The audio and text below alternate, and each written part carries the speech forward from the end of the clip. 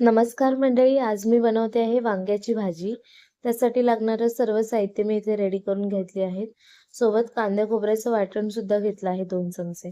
आता मी एका पॅनमध्ये कढीपत्ता टाकला, तेल गरम झाल्यावरती थोडासा बारीक चिरलेला कांदा ॲड केला.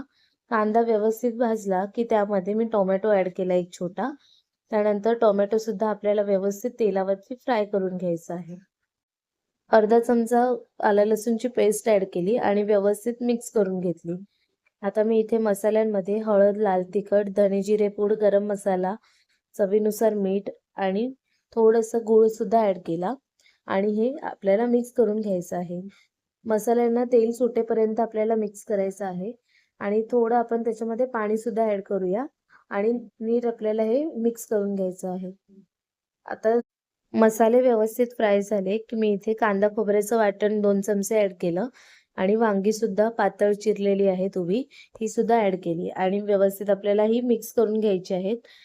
आणि ही वांग्याची भाजी जी आहे ती आपल्याला जर भरलेली वांगी बनवायला कंटाळा आला असेल, ती भरायची, त्याच्यानंतर भाजी बनवायची, तर त्यापेक्षा ही झटपट होणारी भाजी आहे. अशा पद्धतीने तुम्ही भाजी बनवा. बघा तुम्हाला खूप कमी वेळात भरल्या वांग्यासारखीच सेम टेस्ट या भाजीमध्ये मिळते. आता मी इथे वरतून झाकण ठेवून 10 ते 15 मिनिटासाठी भाजी व्यवस्थित वाफवून घेतली. अशा पद्धतीने भाजी आपली शिजली आहे. आता मी वरून शेंगदाण्याचं कूट आणि कोथिंबीर ॲड केली आणि व्यवस्थित भाजी मिक्स केली. अशा पद्धतीने आपली वांग्याची भाजी जी आहे तयार झाली आहे. चवीला अगदी भरल्या वांग्यासारखीच लागते. तुम्ही सुद्धा नक्की ट्राय करून बघा आणि व्हिडिओ आवडल्यास लाईक आणि सबस्क्राईब करायला विसरू नका.